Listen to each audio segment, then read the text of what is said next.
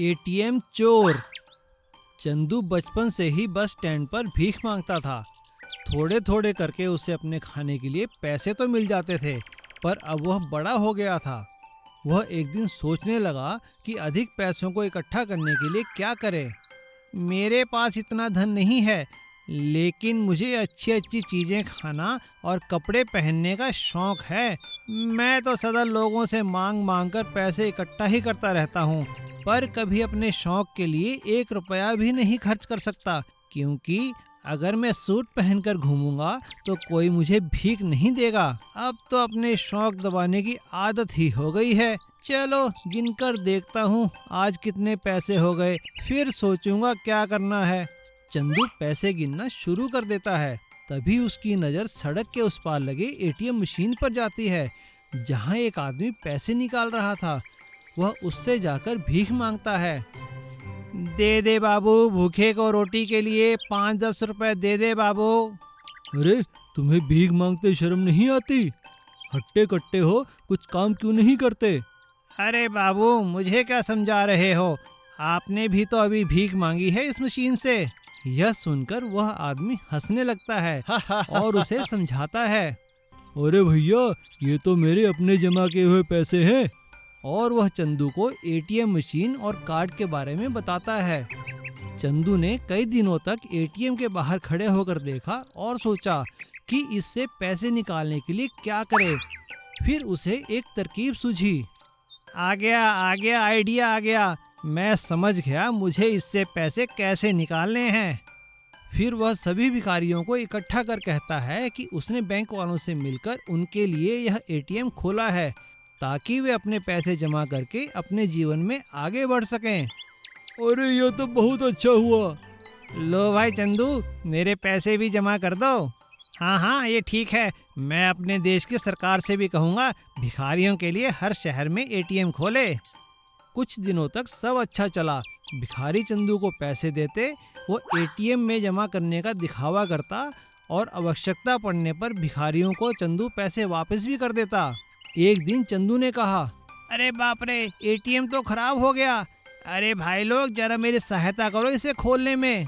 सभी भिखारी चंदू की मदद करने लगते हैं, लेकिन उन्हें क्या पता चंदू उनसे एटीएम में चोरी करवा रहा है। एटीएम मशीन खोलते ही बैंक और पुलिस स्टेशन में अलार्म बज उठता है और पुलिस वाले आकर सभी भिखारियों को पकड़ लेते हैं। अच्छा, तो भीख मांगते मांगते चोरी करने लगे। चलो सब जेल में, वहां जाकर भीख मांगना। और पुलिस सबको पकड़कर कैद कर देती है। जादुई घर और खेती। एक गांव में सुशील नाम का एक आदमी रहता था। वो अपने नाम की तरह ही बहुत अच्छा और नेक था। वो शहर से खेतीबाड़ी की परीक्षा पास कर गांव आया था और वो अपने गांव के लिए कुछ करना चाहता था। उसकी उस गांव में थोड़ी सी जमीन थी और वो बाकी गांव वालों के साथ छोटे छोटे मकानों में रहा करता था। उसने गांव आने के बाद लोगों को खेती की काफी उन्नत तकनीकें सिखाई। सुशील द्वारा बताई गई खेती की उन्नत तकनीकों के कारण गांव वालों की काफी अच्छी फसल होने लगी थी, जिससे उनका काफी अच्छा मुनाफा होने लगा था और वे लोग अच्छी जिंदगी जीने लगे थे। और एक दिन गांव वालों ने सुशील का सम्मान करते हुए उससे कहा, सुशील बेटा, तुम्हारे आने के बाद तो गांव की रूपरेखा ही बदल गई है। तुम्हारी बताई तकनीक के कारण ही हम लोग इतनी अच्छी फसल उगा पा रहे हैं। काका, ये तो मेरा फर्ज है। मेरी भी इस गांव के प्रति कुछ जिम्मेदारियां हैं। लेकिन उसी गांव में एक बहुत ही चालाक और लालची जमींदार रहता था, जिससे कि पहले सभी गांव वाले कर्जा लिया करते थे। वो गांव वालों की उन्नति देखकर बहुत परेशान हो गया था। एक दिन उसने अपने मुनीम से कहा, मुनीम जी, सभी गांव वालों के कर्जे के कागजात निकालिए। मैं ये बिल्कुल नहीं देख सकता कि सभी गांव वाले आगे बढ़ें और उन्नति करें। इससे हमारा काम कैसे चलेगा? जी मालिक। और जमींदार सभी गांव वालों को ये बोलकर धमकाता है कि उन्होंने उसका काफ़ी कर्जा देना है और वो कर्जा देने की मियाद ख़त्म हो चुकी है और वो अपने बदमाशों को गांव वालों की ज़मीन पर कब्जा करने भेजता है। सुशील जमींदार से कहता है, जमींदार साहब, लोगों की फसल अब अच्छी हो रही है, हमें कुछ दिन और दीजिए, हम आपका सारा कर्जा चुका देंगे। नहीं, तुम कौन हो? ज्यादा नेता बनते हो इनके, मारो इसे।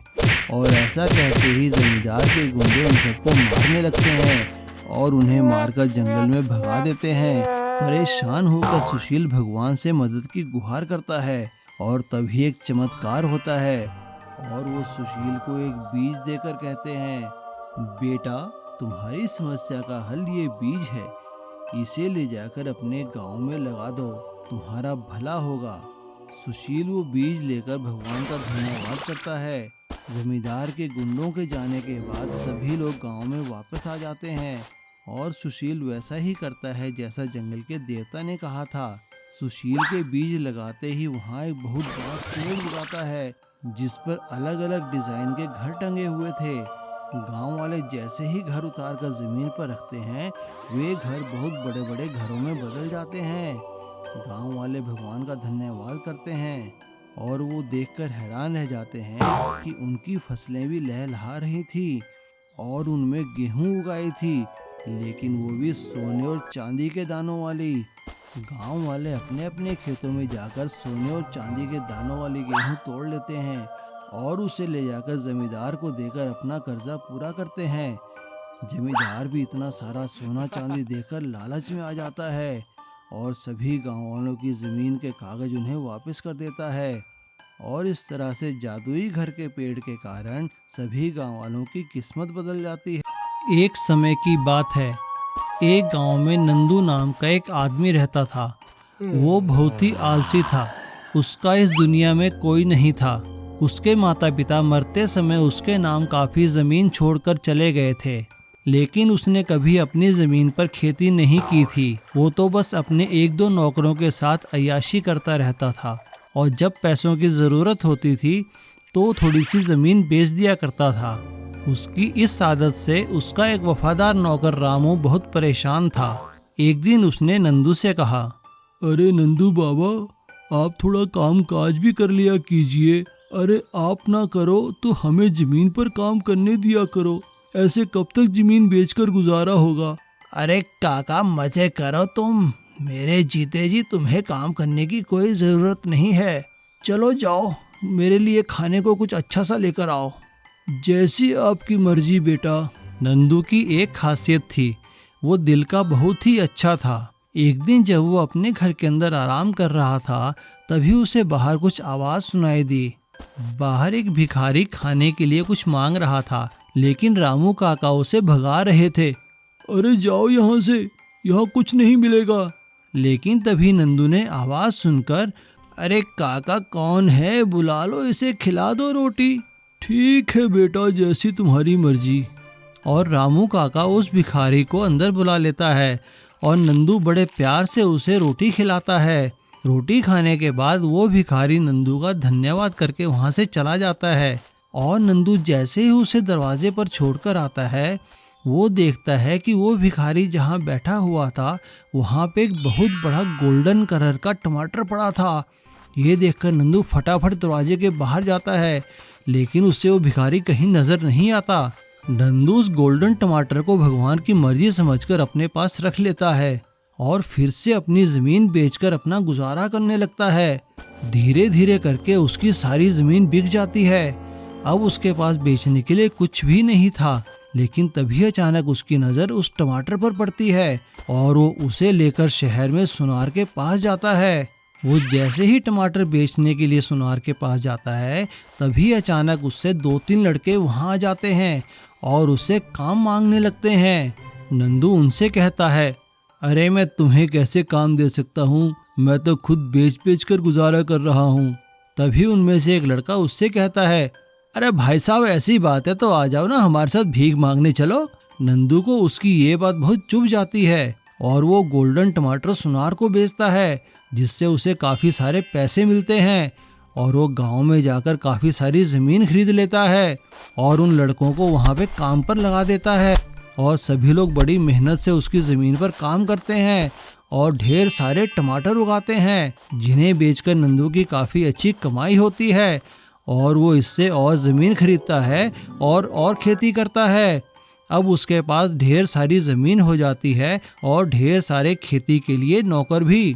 इस तरह एक भिखारी द्वारा दिए गए गोल्डन टमाटर से नंदू की किस्मत बदल जाती है और वो फिर से खुशहाली भरा जीवन जीने लगता है, ज़मीन बेचकर नहीं बल्कि ज़मीन पर फसल उगाकर, और वो भी टमाटर की। बिरयानी की खुशबू।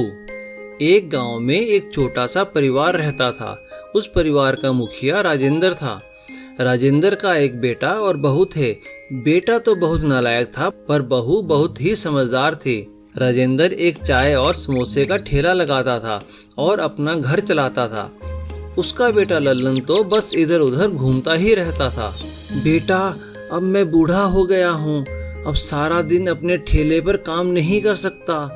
तुम अब शादीशुदा हो, तुम्हें मेरे व्यापार में अपना साथ देना चाहिए। नहीं पिताजी, मुझसे यह नहीं होगा, मैं तो सारा दिन एक जगह खड़ा नहीं रह सकता। मैं कल से आपके साथ ठेले पर जाऊंगी, आपकी मदद भी करूंगी। पर बेटा। मना मत कीजिए पिताजी, मुझे अपने साथ ले जाना मत भूलिए, मैं भी आपके बेटे की तरह हूँ। ठीक है बेटा, तुम कल मेरे साथ चलना। अगले दिन लल्लन की पत्नी ने सुबह सुबह उठकर थोड़ी बिरयानी बना ली और अपने ससुर के साथ चल दी। ये मेरी बहू है, आज से ये मेरी मदद करेगी, आपको गरम गरम समोसे खिलाएगी, ये बहुत गुणी है। राजेंद्र, आज मुझे बहुत भूख लगी है, क्या और कुछ भी है खाने को? वैसे कहीं से बिरयानी की खुशबू आ रही है। मैं थोड़ी बिरयानी लाई हूँ, क्या आप वो खाना पसंद करेंगे? हाँ हाँ, खिलाओ। अरे वाह, बहुत स्वादिष्ट बनी है, रोज लाया करो, इसे खाने के लिए तो लाइन लग जाएगी। बेटी, ये काम अच्छा है, क्या कहती हो? हाँ पिताजी, इससे हमारी कमाई दुगनी हो जाएगी, कल से मैं ज्यादा बिरयानी बनाकर लाऊंगी। कुछ ही दिनों में उनका बिरयानी का कारोबार इतना बढ़ गया कि उन्होंने एक दुकान ले ली और उसे होटल बना लिया। पिताजी, आप दोनों ने इतनी मेहनत करके होटल बना लिया है, अब मैं भी इधर उधर घूमकर थक गया हूँ, आप कहें तो मैं आपके साथ मिलकर बिरयानी और चाय समोसे बेचूं? हाँ बेटा, बहू ने तो इस काम को इतना बढ़ा दिया कि अब हमें और लोग चाहिए जो हमारी मदद करें। अगर तुम भी हमारा साथ दोगे तो बहुत बढ़िया होगा। सीख, कोई भी काम छोटा या बड़ा नहीं होता, अगर मेहनत किया जाए तो छोटा काम भी बड़ा हो सकता है। एक समय की बात है, भावनगर नामक गांव में समक नाम का एक आदमी रहता था। वो रेलवे में नौकरी किया करता था। वो टिकट चेकर का काम करता था। वो सुबह तैयार होकर ट्रेन में निकल जाता और हर ट्रेन में जा जाकर लोगों के टिकट चेक किया करता था। कई सालों से वो ये काम बड़ी ही ईमानदारी से किया करता था। जिस भी ट्रेन में वो टिकट चेक करने जाता, उस ट्रेन में उसके नाम का खौफ था, क्योंकि वो बिना टिकट यात्रियों को कैसे भी करके ढूंढ निकाला करता था और उन पर रेलवे के कानूनों के हिसाब से फाइन लगाया करता था। लेकिन समक दिल का बहुत ही अच्छा इंसान था। वो गरीब और मजबूरों के लिए अपने पैसों से टिकट खरीद कर दिया करता था। भावनगर के पड़ोस के चावनगर गांव में सुनील नाम का एक आदमी रहता था और वो हमेशा ही बिना टिकट ट्रेन में यात्रा किया करता था और अपने गांव के लोगों को बड़े ही शान से बताया करता था। अरे काका, पता है आज मैं भावनगर गया था, भावनगर, वो भी बिना टिकट, और देखो तो कोई भी मुझे पकड़ नहीं पाया। अरे सुनील, ध्यान से चला कर, तुझे पता है भावनगर से चावनगर में समक की ड्यूटी लगी है, वो जैसे भी करके बिना टिकट यात्रियों को पकड़ लेता है। अरे समक हो या चमक, सुनील को पकड़ने वाला आज तक पैदा नहीं हुआ, समझा? चल मैं तुझे तरकीब बताता हूँ। और इस तरह से सुनील सभी गांव वालों को बिना टिकट यात्रा करने के लिए उकसाया करता था और चावनगर के लोग सुनील की तरकीबों के बारे में जानकर अब बिना टिकट यात्रा करने लगे। गांव के कुछ बुजुर्गों ने उन्हें समझाने की कोशिश की। भाई देखो बच्चों, बिना टिकट यात्रा करना गलत है, तुम लोग ऐसा मत किया करो, अगर पकड़े गए तो गांव का नाम बदनाम होगा। अरे काका, काहे का गांव का नाम बदनाम होगा? इतनी महंगाई है, अगर हम टिकट के पैसे बचा लेते हैं तो आपको क्या। चलो बैठ के हुक्का पियो चुपचाप। सुनील ऐसा कहकर गांव के लोगों को चुप कराया करता था।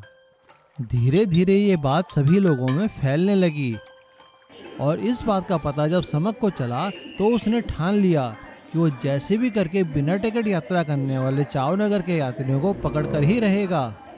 एक दिन जब सुनील बिना टिकट यात्रा कर रहा था, तभी अचानक समक उसके डिब्बे में आ पहुंचा और उसने इशारा कर दिया और दूसरी तरफ से पुलिस वालों ने डिब्बे का रास्ता रोक लिया। सुनील ने अपने आप को फंसता देखकर वहां से भागने की कोशिश की और भागने की कोशिश में उसका पैर फिसला और रुकी हुई ट्रेन से वो बाहर जा गिरा। उसके सिर पर काफी चोट आई। समक उसे उठाकर हॉस्पिटल में लेकर गया और उसने वहां उसका इलाज खूब अच्छे से करवाया, लेकिन साथ ही उसने सुनील पर बहुत बड़ा फाइन भी लगाया। समक ने सुनील को समझाते हुए कहा, देखो बेटा, बिना टिकट यात्रा करना बहुत बड़ा अपराध है। आज भागने की कोशिश में तुम्हारी जान भी जा सकती थी। सुनील को सबक मिल चुका था और उसने अपनी जान बचाने के लिए भगवान का धन्यवाद किया और समक का भी, और फिर कभी बिना टिकट यात्रा ना करने की कसम खा ली। जादुई घर और खेती। एक गांव में सुशील नाम का एक आदमी रहता था। वो अपने नाम की तरह ही बहुत अच्छा और नेक था। वो शहर से खेतीबाड़ी की परीक्षा पास कर कर गांव आया था और वो अपने गांव के लिए कुछ करना चाहता था। उसकी उस गांव में थोड़ी सी जमीन थी और वो बाकी गांव वालों के साथ छोटे छोटे मकानों में रहा करता था। उसने गांव आने के बाद लोगों को खेती की काफी उन्नत तकनीकें सिखाई। सुशील द्वारा बताई गई खेती की उन्नत तकनीकों के कारण गांव वालों की काफी अच्छी फसल होने लगी थी, जिससे उनका काफी अच्छा मुनाफा होने लगा था और वे लोग अच्छी जिंदगी जीने लगे थे। और एक दिन गांव वालों ने सुशील का सम्मान करते हुए उससे कहा, सुशील बेटा, तुम्हारे आने के बाद तो गांव की रूपरेखा ही बदल गई है। तुम्हारी बताई तकनीक के कारण ही हम लोग इतनी अच्छी फसल उगा पा रहे हैं। काका, ये तो मेरा फर्ज है। मेरी भी इस गांव के प्रति कुछ जिम्मेदारियां हैं। लेकिन उसी गांव में एक बहुत ही चालाक और लालची जमींदार रहता था, जिससे कि पहले सभी गांव वाले कर्जा लिया करते थे। वो गांव वालों की उन्नति देखकर बहुत परेशान हो गया था। एक दिन उसने अपने मुनीम से कहा, मुनीम जी, सभी गांव वालों के कर्जे के कागजात निकालिए। मैं ये बिल्कुल नहीं देख सकता कि सभी गांव वाले आगे बढ़ें और उन्नति करें। इससे हमारा काम कैसे चलेगा? जी मालिक।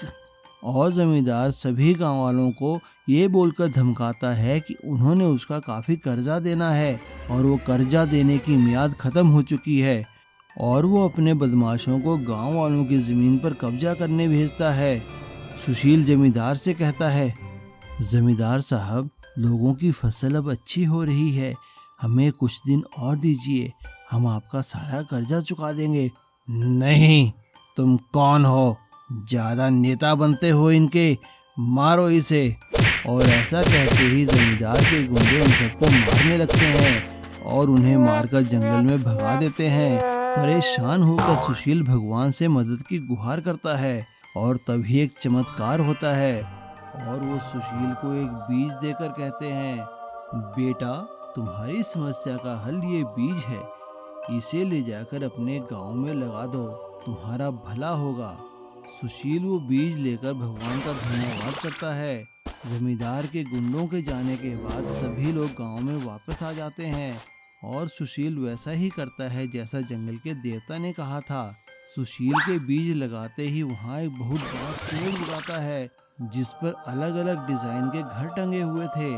गांव वाले जैसे ही घर उतार कर जमीन पर रखते हैं, वे घर बहुत बड़े बड़े घरों में बदल जाते हैं। गांव वाले भगवान का धन्यवाद करते हैं और वो देखकर हैरान रह जाते हैं कि उनकी फसलें भी लहलहा रही थी और उनमें गेहूं उगाई थी, लेकिन वो भी सोने और चांदी के दानों वाली। गांव वाले अपने अपने खेतों में जाकर सोने और चांदी के दानों वाली गेहूं तोड़ लेते हैं और उसे ले जाकर जमींदार को देकर अपना कर्जा पूरा करते हैं। जमींदार भी इतना सारा सोना चांदी देकर लालच में आ जाता है और सभी गांव वालों की ज़मीन के कागज उन्हें वापस कर देता है। और इस तरह से जादुई घर के पेड़ के कारण सभी गांव वालों की किस्मत बदल जाती है। लालची चिकन सूप वाला। श्यामलाल शहर के बाजार के बीचों बीच सड़क किनारे एक ठेला लगाकर चिकन सूप बेचता था। जो भी बाजार में आता उसके चिकन सूप की खुशबू से वहां खींच लाती। उसके ठेले के आगे हमेशा भीड़ लगी रहती थी। अरे भैया, 1 प्लेट चिकन सूप देना, और हाँ 1 प्लेट पैक भी कर देना। थोड़ी देर रुकना पड़ेगा भाई साहब, आपसे पहले 4 ग्राहकों के नंबर हैं। ठीक है भाई, मैं यहाँ साइड में खड़ा होकर इंतजार कर लेता हूँ। उसका नंबर आने पर श्यामलाल उसे सूप देता है। सूप पीने के बाद वह आदमी कहता है, अरे वाह भाई, मजा आ गया। श्यामलाल उनका धन्यवाद करता है। आपका बहुत बहुत धन्यवाद सर। सड़क के दूसरी ओर जगन सेठ अपने रेस्टोरेंट के बाहर खड़ा होकर यह सब देख रहा होता है। तभी उसके दिमाग में एक विचार आता है और वह सड़क पार कर श्यामलाल के ठेले पर पहुंचता है। अरे भाई, 1 कप सूप तो पिलाना। श्यामलाल जगन सेठ को चिकन सूप पिलाता है। अरे भाई, मजा आ गया तुम्हारा चिकन सूप पीकर। कितना कमा लेते हो यहाँ तुम। बस गुजारा हो जाता है सेठ जी। अरे मेरे साथ मिलकर काम करोगे? जितना तुम यहाँ कमाते हो उसे 3 गुना मैं तुम्हें दूंगा। ठीक है सेठ जी, मैं आपको कल बताऊंगा। श्यामलाल रात भर जगन सेठ के प्रस्ताव के बारे में सोचता रहता है और अगले दिन जैसे ही वह अपना ठेला लेकर बाजार पहुंचता है, तभी जगन सेठ उसके पास आता है। हाँ भाई, क्या सोचा तुमने?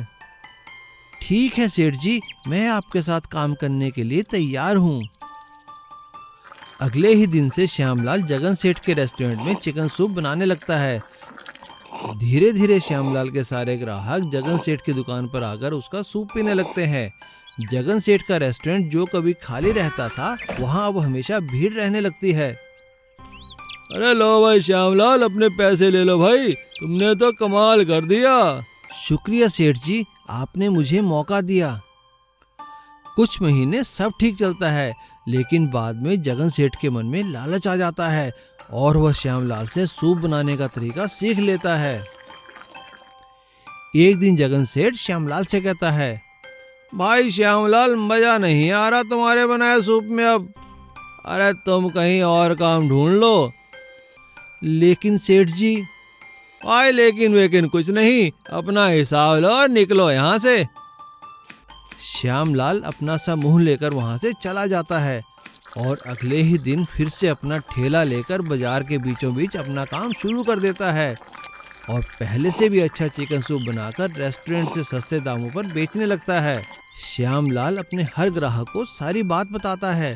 धीरे धीरे श्यामलाल के सभी ग्राहक वापस आ जाते हैं और जगन सेठ का रेस्टोरेंट फिर खाली हो जाता है। सीख, लालच बुरी बला है। नीलू और सरिता शहर में रहते थे। वो दोनों एक फूड कंपनी में काम करते थे। वहीं दोनों आपस में मिले और दोनों ने शादी कर ली। शादी करने के बाद भी वो दोनों उसी कंपनी में काम किया करते थे। उन दोनों को घूमने फिरने का बहुत शौक था। 1 साल भी ऐसे ही गर्मियों के दिनों में उन्हें 3-4 दिन की छुट्टियां मिलने वाली थी।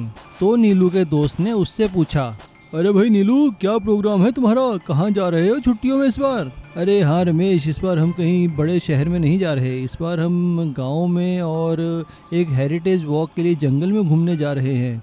और छुट्टियां मिलते ही दोनों एक पहाड़ी के क्षेत्र में घूमने के लिए निकल जाते हैं। वो दोनों एक गांव में ठहरते हैं।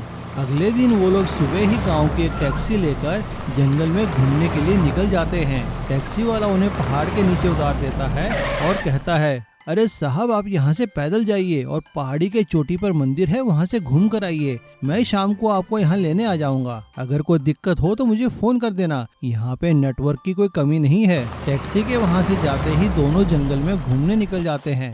जंगल में घूमने के लिए एक साफ सुथरा रास्ता बना हुआ था। दोनों उस रास्ते पर चलते चलते जंगल के मनोहारी दृश्य देखने लगे। और ना जाने कब जंगल के बीचों बीच खो गए, उन्हें समय का पता ही नहीं चला। शाम ढलने को थी, तभी हल्की हल्की बारिश होने लगी। वो दोनों एक पेड़ के नीचे बैठ गए।